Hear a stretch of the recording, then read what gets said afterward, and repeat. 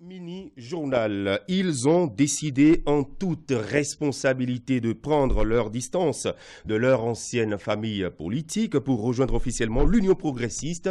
Ces désormais ex-militants des forces Cori pour un Bénin émergent ont officialisé leur démarche à la faveur d'une déclaration commune rendue publique. C'était ce week-end à Boupa, c'est dans le département du Mono. Geoffroy Mensa.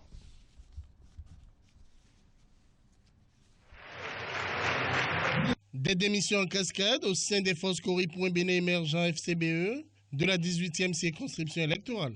Issus des 3 communes qui composent cette circonscription électorale, à savoir Lokossa, Royagbe et Bopa, ces militants des FCBE se sont donné rendez-vous ce samedi à la maison des jeunes de Lobogor, dans la commune de Bopa, pour annoncer leur retrait des FCBE.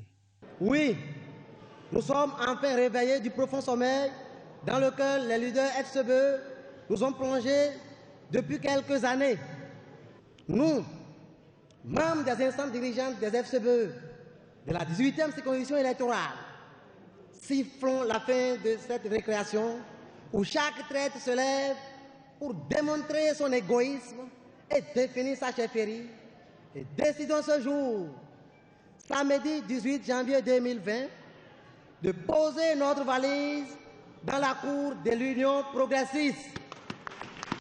Cette perte de militants chevronnés pour les FCBE est une bonne nouvelle pour le parti Union progressiste. Ils ont d'ailleurs été accueillis les bras ouverts par des têtes de pont de l'UP dans la 18e circonscription électorale. Un parti que nous avons retrouvé rassurant, objectif, réaliste, fort et gagnant sur toute l'étendue du territoire national.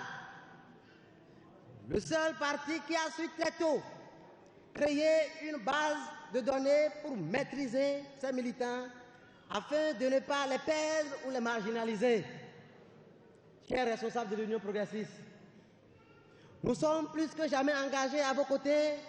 Le cercle des militants et sympathisants de l'Union progressiste s'agrandit alors. Les nouveaux venus ont eu droit à une présentation du mode de fonctionnement de leur nouvelle famille politique. Ils se disent d'ailleurs déjà prêts pour œuvrer à une razzia de l'UP lors des prochaines élections. Aujourd'hui donc, ceux-là qui nous ont rejoints au niveau du parti, nous avons les bras ouverts pour pouvoir les accueillir, pour qu'ensemble nous puissions construire le parti. Cela pour le bien et le bonheur de notre parti, l'Union progressiste. Ils doivent savoir qu'ils sont venus à la maison. Aujourd'hui, eux-mêmes, ils ont compris qu'ils doivent revenir à la maison. Ils sont revenus à la maison, nous les avons donc accueillis à bras ouverts et dorénavant, nous sommes ensemble pour aller de l'avant pour construire notre pays. Les désormais anciens membres des FCBE et nouveaux venus au sein de la mouvance présidentielle ne se sont pas fait prier pour m'atteler leur alignement total derrière les actions du président Patrice Talon et de son gouvernement. Et puis, Nagui Balagbe soutient aux réformes. Les rois et têtes couronnées de l'Atlantique ont fait une sortie ce week-end. Tout à fait. Chrétiens, les rois ont donné de la voix pour saluer les choix opérés par Patrice Talon et l'encourage à poursuivre ses nombreuses actions en faveur du bien-être du peuple béninois. C'était ce samedi à Rouen-Nonzon, dans la commune d'Alada. Le chef de l'État entame la 4e année de son mandat et ses actions et réformes suscitent admiration et soutien. Les rois de l'Atlantique réunis ce samedi 18 janvier 2020 dans la commune d'Alada n'ont pas tari d'éloges à l'endroit de Patrice Talon.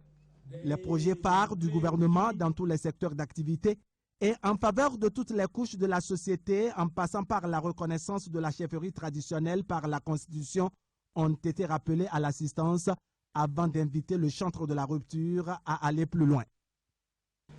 Nous sommes venus ici pour remercier encore une fois le chef de l'État et lui dire que toutes les têtes couronnées du Bénin, à travers le Haut Conseil des rois du Bénin, dont je suis le secrétaire général, tous les rois le soutiennent et tous les rois l'encouragent et le félicite à aller plus loin.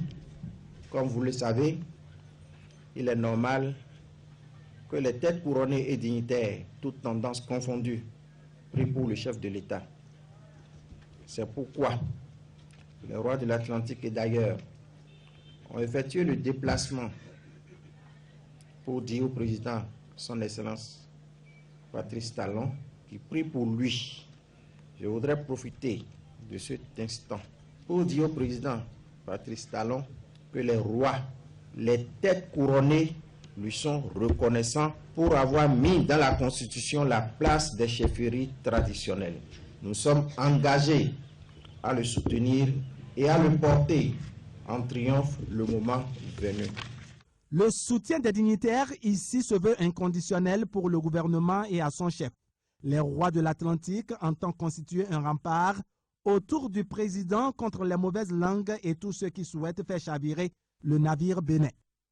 Nous nous retrouvons ici ce matin, c'est juste dans le cadre de dire un merci au chef de l'État, Athanase Talon.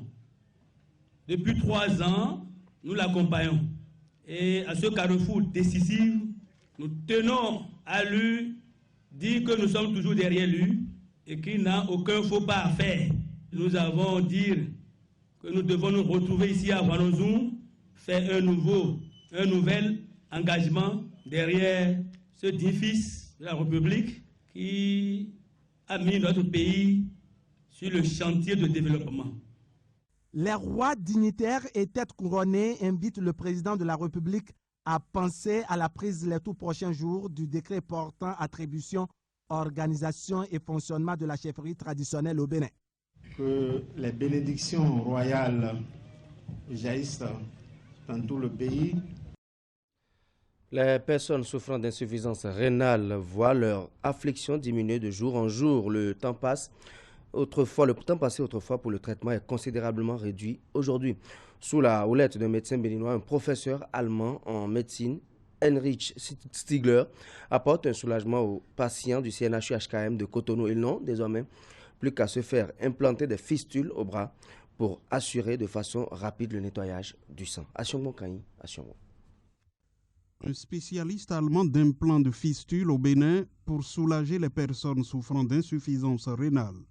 Le professeur Heinrich Stiegler est ici aux urgences du Centre national hospitalier et universitaire Hubert Kutukumaga de Cotonou depuis quelques jours pour opérer des patients et leur faciliter le traitement. Ce travail, il le fait depuis 2009 après sa rencontre avec le médecin béninois Dr Kousimou.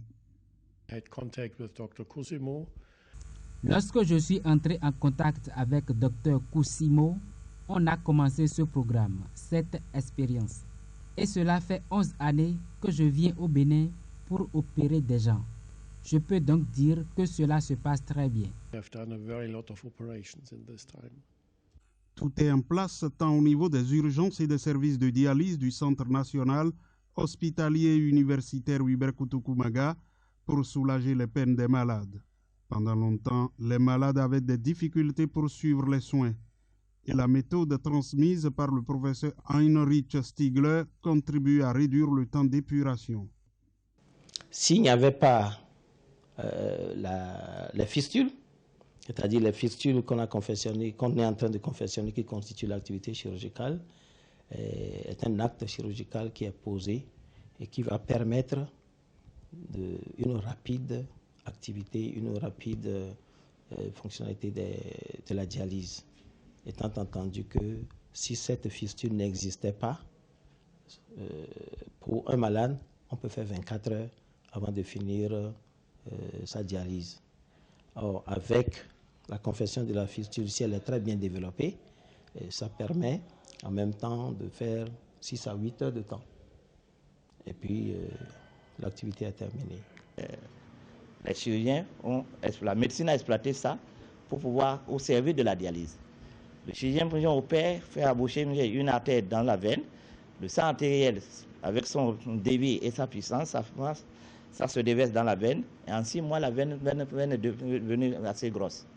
Comme vous allez voir, nous allons voir tout à l'heure. Et étant donné qu'elle est devenue grosse, on peut piquer par là les 2 aiguilles une aiguille qui va tirer le sang, comme ce fut le cas ici, pour amener à au générateur.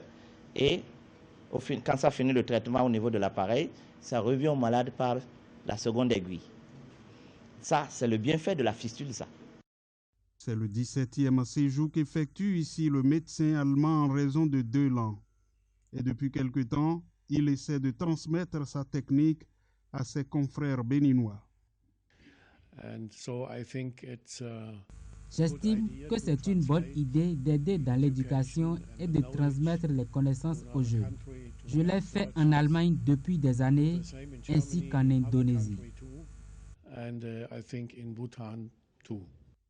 Pour la plupart des personnes souffrant d'insuffisance rénale, la technique du professeur Heinrich Stiegler constitue un soulagement et l'Allemand est disposé à revenir d'autres fois encore.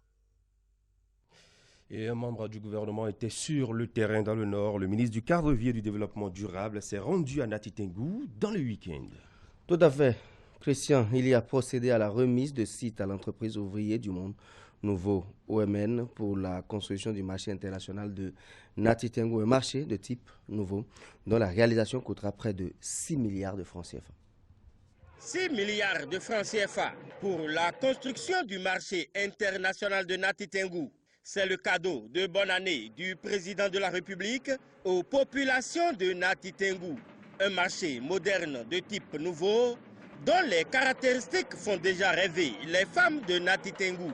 Le marché qui nous réunit aujourd'hui est constitué de plus de 600 hangars de stands individuels, 25 hangars de grands hangars de vente en commun, 65 boutiques, 50 boutiques destinées aux céréales, 75 boutiques dont le gros œuvre est réalisé, qu'il faut achever dans le cadre du projet. Il y a un espace de boucherie et de poissonnerie pour au moins 26 places. Un espace est dédié à l'activité du charbon. Il y a une infumerie. Il y a un bureau pour la gestion du marché. Il y a un maquis en restauration, des toilettes évidemment, un atelier pour l'artisanat et aussi des hébergements temporaires, aussi bien pour les hommes que pour les femmes. Un local est conçu pour gérer les ordures dans le marché. Nous avons aussi une réfection de la mosquée dans ce projet. En procédant ce vendredi à la remise de sites aux entrepreneurs, le ministre du Cadre de vie et du Développement durable répond ainsi à un projet cher au président de la République. Ce n'est pas le discours qui caractérise le président Talon et son gouvernement, mais c'est les actes. Et vous avez observé que le PAG dont on parle, le programme d'action du gouvernement, sort enfin du laboratoire pour se déployer sur le terrain. Le marché est le poumon, le cœur battant d'une ville et de son arrière-pays. Et nos vaillantes mamans qui portent cette activité-là méritent d'être soutenues. Voilà qui explique la joie de ces femmes qui n'ont sur les lèvres que des mots de gratitude, tout comme les différentes autorités communales et départementales. Désormais, nous serons comme des fonctionnaires. Nous allons bien nous habiller, aller nous asseoir devant nos marchandises. Après le marché, nous allons fermer les boutiques. Quoi de joli, quoi de bon. On dit, on nous construit un marché de près de 6 milliards et à l'intérieur, nous aurons notre mosquée pour prier à côté de nos boutiques. Qui aurait cru à un tel chef-d'œuvre? Merci est le seul mot ce jour pour témoigner notre gratitude aux différentes actions entreprises par le chef de l'État pour le département de la Takora. Après cette cérémonie de remise de site, le ministre du Cadre de vie et du Développement durable a parcouru les chantiers d'asphaltage de Nati Tengou pour constater l'évolution des travaux. À noter qu'avant l'étape de la cité de Nanto, Didier Tonato et sa délégation étaient à Djougou pour le même exercice. Ce sera tout pour le bulletin, Christian. Merci à vous, Naguib Alaboué. On va vous retrouver demain au rendez-vous de l'information sur Canal 3, tout à l'heure à partir de 13h, et vous découvrirez le nouveau décor du journal télévisé.